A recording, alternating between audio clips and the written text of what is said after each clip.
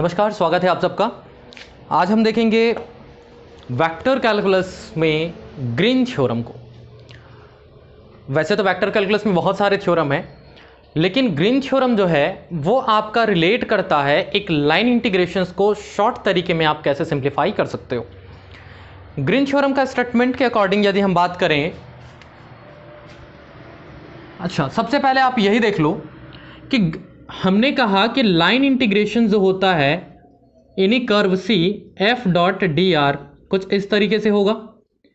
If F is a function, ये कोई function होगा phi I plus psi J, ये कुछ एफ है। डॉट प्रोडक्ट यदि होगा डी आर को लिखाते हैं हम डी एक्स आई प्लस डी वाई जे। यदि हम इसको सिंप्लीफाई करते हैं तो हमें क्या मिलेगा? सिंप्लीफाई करने से इन कर्व सी ये हो जाएगा phi of D X plus psi of D Y, कुछ ऐसा मिलेगा, क्योंकि आई डॉट आई 1 होता है और अदर के साथ तो 0 हो जाता है। तो बेसिकली ग्रीन्स थ्योरम डायरेक्टली ये ना कह के ये कहता है इफ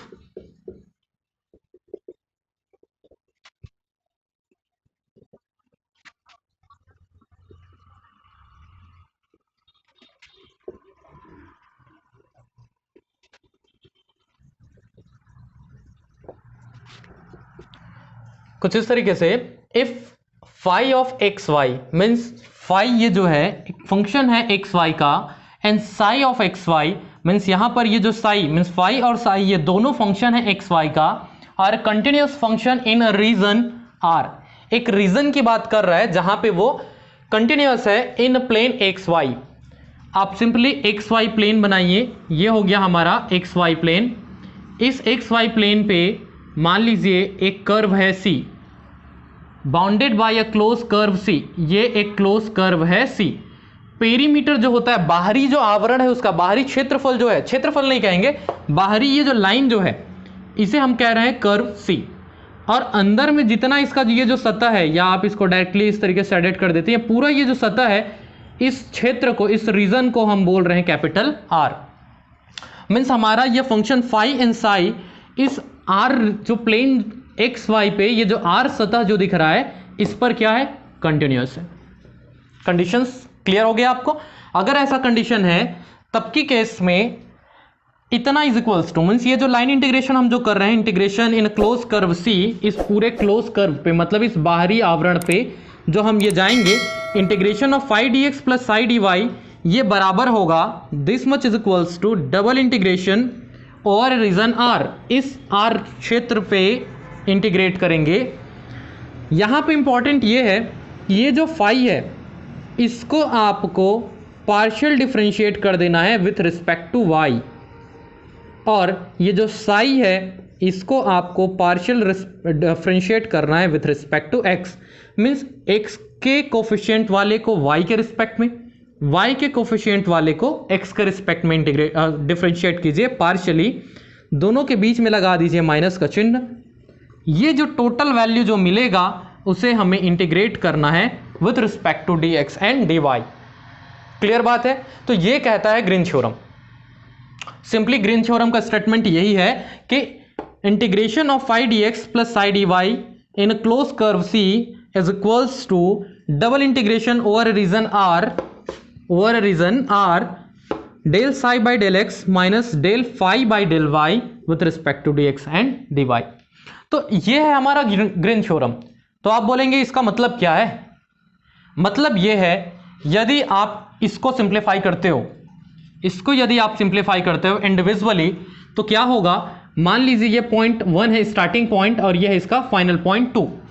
आपको पता है कि जो लाइन इंटीग्रेशन जो होता है वो पाथ डिपेंडेंट होता है, पॉइंट डिपेंडेंट नहीं होता। मतलब फाइनल पॉइंट और इनिशियल पॉइंट पे निर्भर नहीं करता, वो किस कर्व पे जा रहा है उस कर्व पे निर्भर करता है। तो इसके अकॉर्डिंग यदि मान लीजिए मैं इस टोटल का वैल्यू निकालूं तो क्या होगा? 2 बार इंटीग्रेट करना पड़ेगा मुझे। एक यहां से यहां तक जाने पे मान लेता हूं उसको मैं C1, और वापस यहां से यहां तक आने पे इस कर्व को मान लेता हूं C2। तो एक बार C1 कर्व पे phi D X plus psi D Y, plus एक बार C2 कर्व पे phi D X plus psi D Y. तो ये 2 बार हमें वही सेम काम को करना पड़ेगा, एक बार C1 कर्व के लिए, एक बार C2 कर्व के लिए। अच्छा, इसमें साइन कन्वेंशन होता है, बहुत ही ज़्यादा इंपॉर्टेंट है, ध्यान रखेंगे।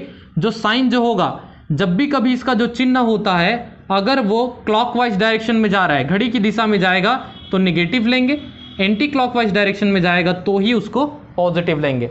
मतलब अभी मैंने कहाँ से कहाँ गया, 1 से मैं इस रास्ते से ऊपर गया 2 के पास और फिर वापस ऐसे आ रहा हूँ, मतलब ये क्या है, हमारा एंटी क्लॉकवाइज डायरेक्शन है, इसीलिए हमारा ये चिन्ह जो है वो क्या है, पॉजिटिव पॉजिटिव है। अगर मैं कर्व को यहाँ से ले लेता, मान लो इसी चीज़ को मैं इस तरीके से लिखता कि ये तो सेम लिखता 1 से 2 तक, मतलब ऐसे ही जाता, तब ये मैं पॉजिटिव लिखूंगा। लेकिन C2 कर्व में भी मैं यदि 1 से 2 चला गया, मतलब इस डायरेक्शन में यदि चला जाता, तो ये सामने में मेरा चिन्ह जो होता वो नेगेटिव हो जाता। तो ये साइन कन्वेंशन ध्यान रखेंगे, अदरवाइज आपका क्वेश्चन वेरीफाई नहीं हो पाएगा। आप सोचेंगे मैं दोनों सेम तो कर रहा हूं पर आ क्यों नहीं रहा है। इसीलिए आपको ये डायरेक्शंस या तो क्लॉकवाइज रखना पड़ेगा या तो एंटी क्लॉकवाइज डायरेक्शन पे रखना पड़ेगा। तो बेहतर है आप हमेशा एंटी क्लॉकवाइज डायरेक्शन पे रखिए ताकि ये दोनों पॉजिटिव हो। क्लियर बात है। तो ये डबल मेहनत ना करके हम एक ही बार में उसको इंटीग्रेट करके सिंप्लीफाई कर सकते हैं। ये बेनिफिट है हमारा ग्रीन थ्योरम का। क्लियर बात है। तो उम्मीद है ये सारा चीज आपको समझ में आया होगा। बहुत ही आसान सा स्टेटमेंट है, ज्यादा कोई तामझाम वाली बात नहीं है। इसमें क्वेश्चन जो है वो दो तरीके से पूछे जाते हैं। एक ये बोलता है, आपको ऐसा क्वेश्चन देगा और बोलता है by using green theorem find the value of this. Green theorem को यूज करके इतने का आपको आंसर लेकर आना है। तो आपको करना क्या है, इतना का इज इक्वल्स टू डायरेक्ट इस फॉर्मेट पे लेकर आना है और उसको सिंप्लीफाई करना है, आपका आंसर आ जाएगा। एक तरीका। दूसरा तरीका बोलता है verify green theorem using this. आपको एक क्वेश्चन देगा, बोलता है उसमें ग्रीन थ्योरम को वेरीफाई कीजिए। जब भी कभी क्वेश्चन वेरीफाई करने की बात करता है तो आपको क्या करना होगा, left hand side is equals to right hand side show करना होगा। इसमें लेफ्ट हैंड साइड कौन सा है, ये वाला पार्ट, सिंगल इंटीग्रेशन। तो आपको इस सिंगल इंटीग्रेशन को इस कॉन्सेप्ट से पूरा सिंप्लीफाई करके आपको एक वैल्यू लाना पड़ेगा। फिर राइट हैंड साइड में इस कॉन्सेप्ट को यूज करते हुए आपको दूसरा वैल्यू लाना पड़ेगा और दोनों को फिर दिखाना पड़ेगा कि दोनों इक्वल है, तब जाके ग्रीन थ्योरम आपका प्रूफ होगा। तो अभी के लिए बस इतना ही। ग्रीन थ्योरम वेरीफाई करने पर बेस्ड क्वेश्चंस हम अगले वीडियो पर लेकर आएंगे। तो अभी के लिए बस इतना ही। Stay safe, keep learning. Thank you.